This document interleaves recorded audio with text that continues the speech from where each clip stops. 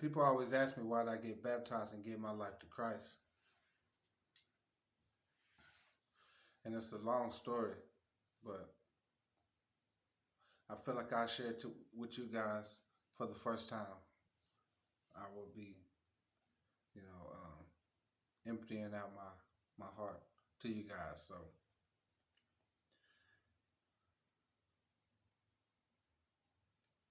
I answered my calling in 2012 and decided to walk with Christ,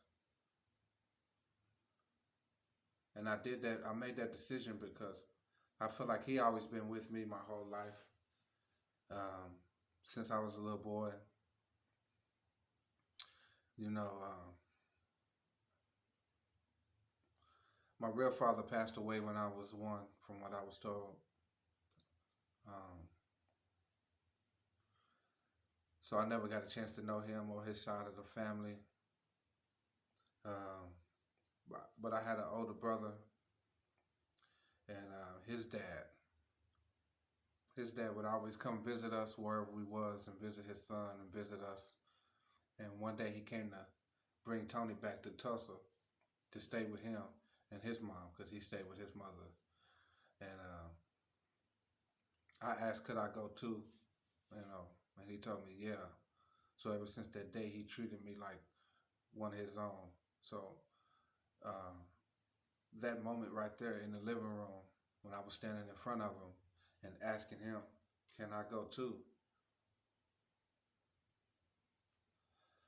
That was a moment I seen God look upon me and tell me, "Yeah," through His eyes, through Tony's dad's eyes, I seen the love. Because God knew that what I was going to go through, how I was going to feel growing up, not knowing who I am. Yeah, I know my mother's side, but I always felt like there was a part of me missing because I never knew my dad. I never knew my dad's side, my real dad. So um, that always bothered me growing up. Um, I remember when we got to Tulsa and we walked in the house, and his mom, my dad's mom, I call him dad, but my brother's dad's mom was standing in the kitchen, and she asked Jim, what are you doing? And he was like, well, I'm bringing my son here to stay with us. And I also brought, Dominique too. Dominic, they call me Nick. I also brought Nick too, and she was she was mad about it. She didn't want to take on that responsibility. I seen it in her eyes. Uh, she didn't care about, she didn't. Tony wasn't an issue, because being grown now, I can understand how she was feeling because you know it's already hard, and to be taking on two extra kids, and I'm already taking care of my child who has kids. It's like, I'm already taking care of you. You stand with me because that's how my dad was. He stayed with his mom. So, and he really didn't work. He was on drugs. Um, and when cocaine hit in 1985, when it hit in Tulsa, a lot of our parents was on it. My dad was on it. Tony's dad. So uh, he never really, got up on his feet and had his own place and stuff like that. So she probably was already frustrated with that, and then him bringing, you know, two more kids into the household, and I wasn't theirs. So I wasn't, you know, I wasn't their blood. So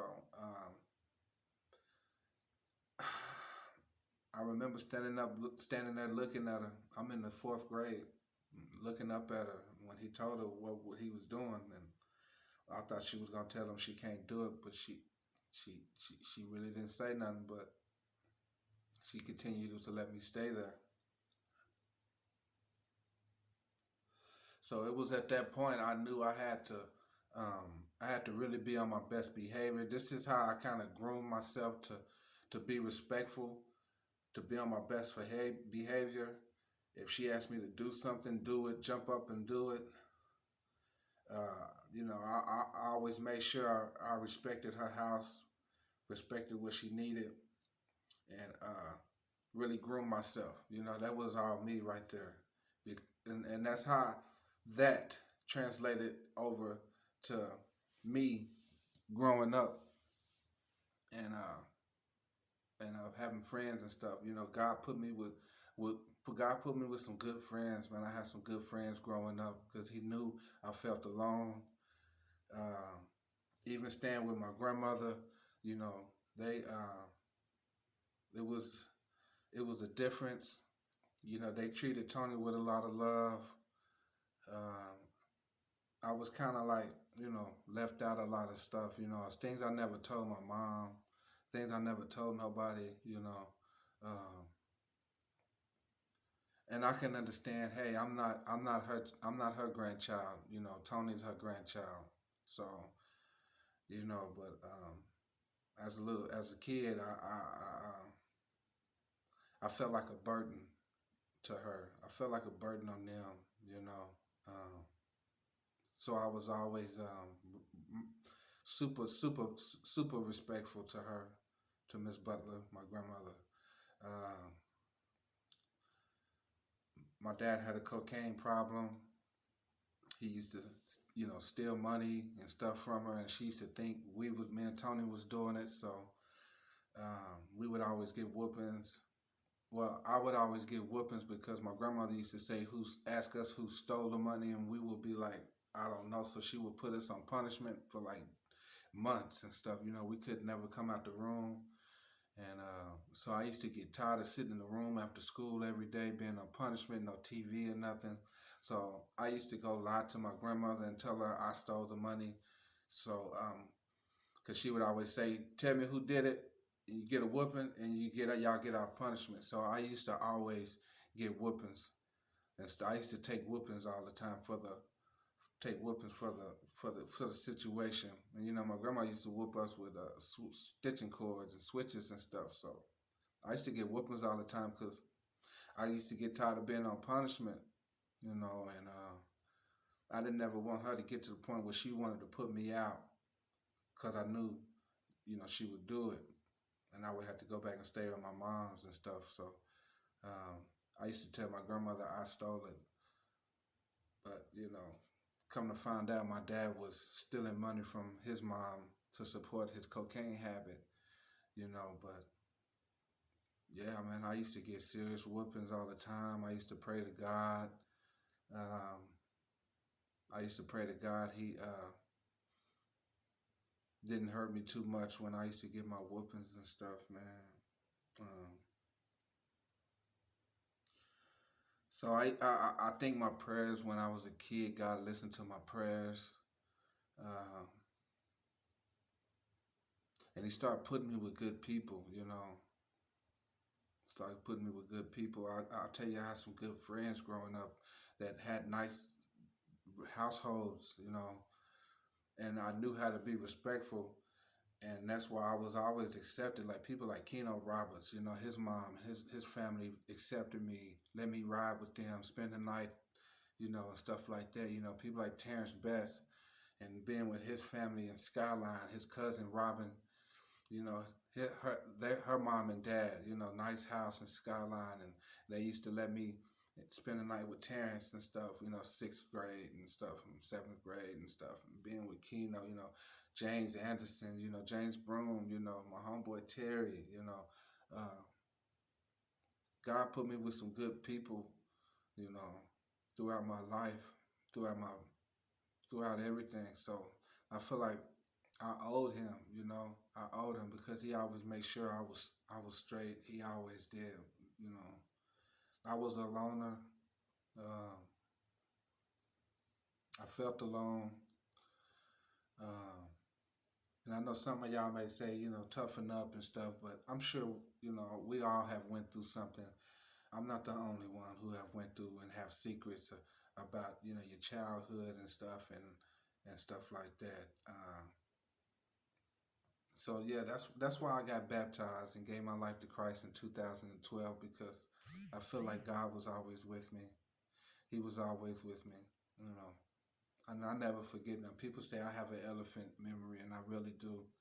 You know, I went through a lot of abuse, um, and I can understand her situation because her money was coming up missing, and she thought me and Tony was doing it, not knowing that Jim was doing it to support his cocaine habit. So I would always take the whoopings just so we can get our punishment.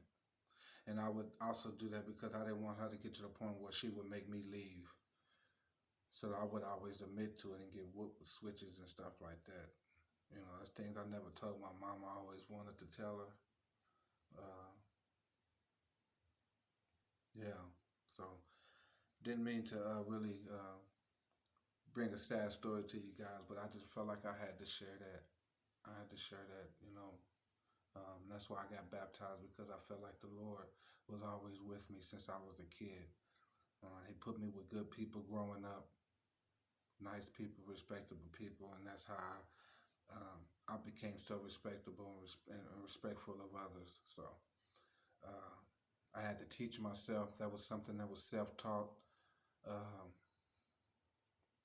and I'm glad I had the wisdom and knowledge as a kid, and I know they came from God. So yeah, I got a rival who rolled with me. So you know, that's why I always tell God to bless my friends throughout my life that